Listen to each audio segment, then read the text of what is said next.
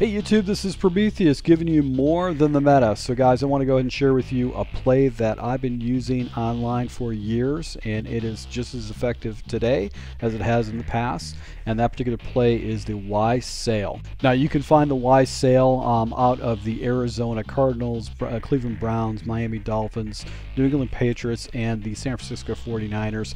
However, you can find this passing concept in every single playbook out there, or you can construct it with one easy audible. When you run this play, you want to go ahead and run it on the short side of the field and have the whip dig concept on the left side and the sail concept off to the right. So if you're on the other hash, you want to go ahead and use the whip and dig off to the right side and then sail to the wide side of the field. When you run this play, you're going to have an alert shot read, and then you're going to have 3 reads going from left to right or right to left depending on what hash you're on. Your first read is going to be the whip underneath. The second read is going to be the dig, and the third read is going to be the sail concept off to the right side. Now when you are running your first read with the whip, you want to be looking for leverage and seeing if you have a free lane on the outside with the whip. You basically check this down. This is going to be a money concept against people that run a lot of man coverages and don't have a defender out there on the sideline. So I'm going to go ahead and hit this route on a regular basis because it gives you 9-10 yards, sometimes more.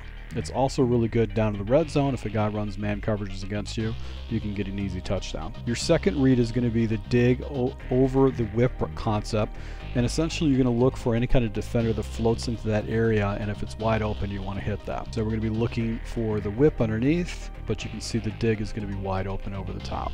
Now occasionally you will have a defender that could potentially float into that passing lane, and if he does float in that passing lane, all you just want to do is wait for the receiver to clear past that defender and then throw the ball.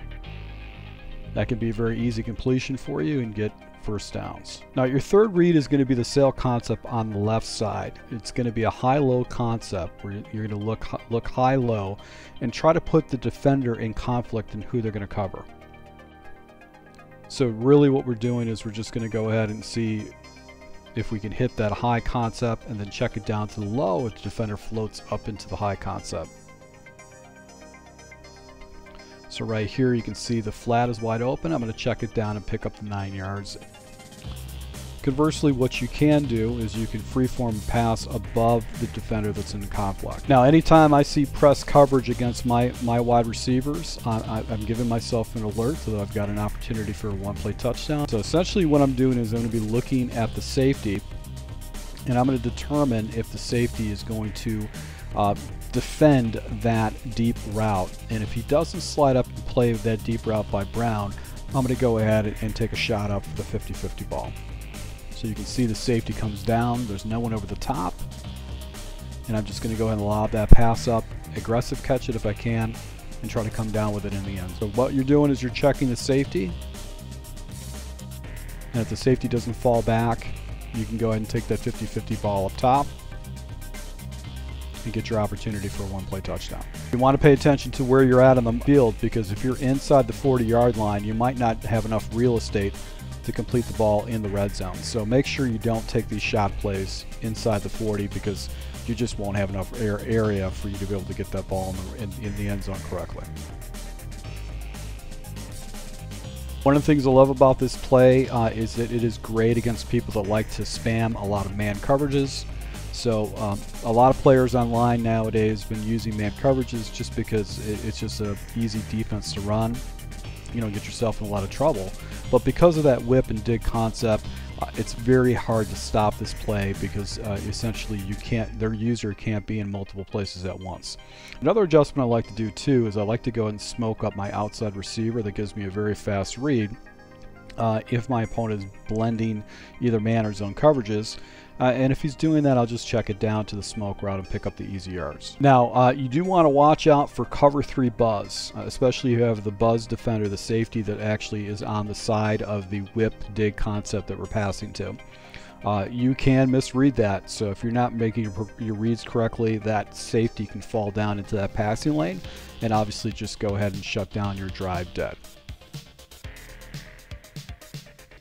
One defense you want to be concerned about when you're running this play would be cover 6 coverage.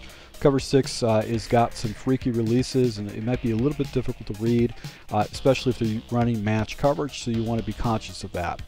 So that's why it's important to use smoke routes occasionally to go ahead and give yourself an idea what type of read you're going to do, because if that defender floats back, you could get yourself picked off. So if I did run into somebody that's running this big a play against me, I'd probably jump into cover 6 just because it will mess up their reads and they might make a bad decision. This is a great play to go and throw into your scheme because it does stretch your opponent's defense horizontally, helping you set them up with any kind of run plays or with vertical passing plays too.